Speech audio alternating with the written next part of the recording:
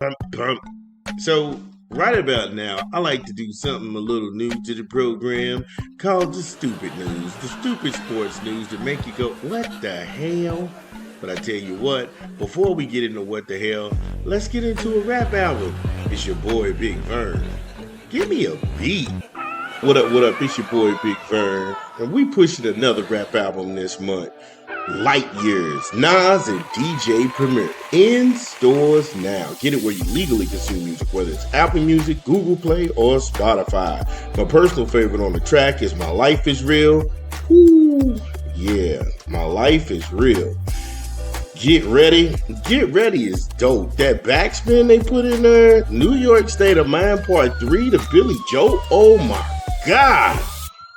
If you would have told me in 2025, we would have been still talking about a Nas album. Come on. Madman, Writers. Writers is really a salute to the graffiti artists of yesteryear and right now. And either continent. It is dope. It is dope. Son, Young Kings, it's time. My story, your story. AZ and Nas still got it. I think when you go and look at the duos of hip hop, whether it be Method Man, Redman, whether it be Eminem and Royce the 5'9", AZ and Nas is in that category too. You know, Styles P, Jada, man, come on. Junkie and Third Childhood. Yo, Light Years by Nas and DJ Premier in stores now. Yeah, Light Years. Make sure y'all go get the project. We thought it was dope. Yeah, we thought it was dope. Please hit the like and subscribe button, man. We working hard on a Monday morning. And we're going to go from the association back to the NFL because the Baltimore Ravens, they humiliate ESPN and the media. All last week, everybody wanted to talk about what happened between Maxx Crosby and the Baltimore Ravens. Now, first of all, none of the trades could go through before the league year opened at 4 o'clock on March the 11th. So all of the hysteria, they made this big, ESPN broke that. ESPN broke that. Maxx Crosby, he was going to be a lock for the Baltimore Ravens. And I kept laughing at it because I was just like, okay, wait a minute. Something is afoot here. Because when ESPN broke the news, you mean to tell me on Monday, all of a sudden, the Ravens, they backed out of the deal. Now, a lot of people don't even want to go ahead and acknowledge this, but we'll go ahead and give you the full story. Maxx Crosby, he was in Baltimore.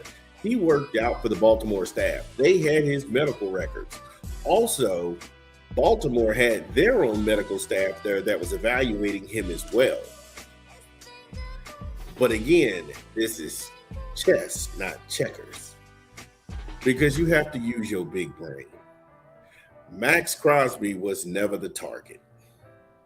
Maxx Crosby was never the target. The target all along was Trey Hendrickson out of Cincinnati. I would let you know that he was the target all along because he got a 4-year deal done for $112 million in compensation with $60 million fully guaranteed. And then they went ahead and started filling out the roster as when you had John Simpson, the guard. He got 3 years at $30 million. And then Tyler Huntley, he's got 2 years at $10 million. And Ed DeCosta made fools out of ESPN and everybody. And then ESPN had this ridiculous article up talking about, oh, this is the dangers of what Baltimore has done. Baltimore didn't do anything. The Raiders, it didn't cost them anything. It didn't cost the Raiders anything. And really, if you want to get technical, had ESPN not tried to break this story, then mum's the word and nobody would have been the wiser. However, DeCosta and Baltimore couldn't make a move until Hendrickson and his team were already lined up. How else could you back out of a Maxx Crosby deal the day before and now the season's open? You've already got a deal with Trey Hendrickson for 4 years. Come on now. They couldn't tip Cincinnati off. Cincinnati was sitting there in the driver's seat because remember, Hendrickson didn't want to leave the Queen City. He was trying his best to stay in Cincinnati. He even agreed to play on the franchise tag. Him and his team, they were seeking a full-time deal, and the Bengals proceeded to play in them dudes' faces.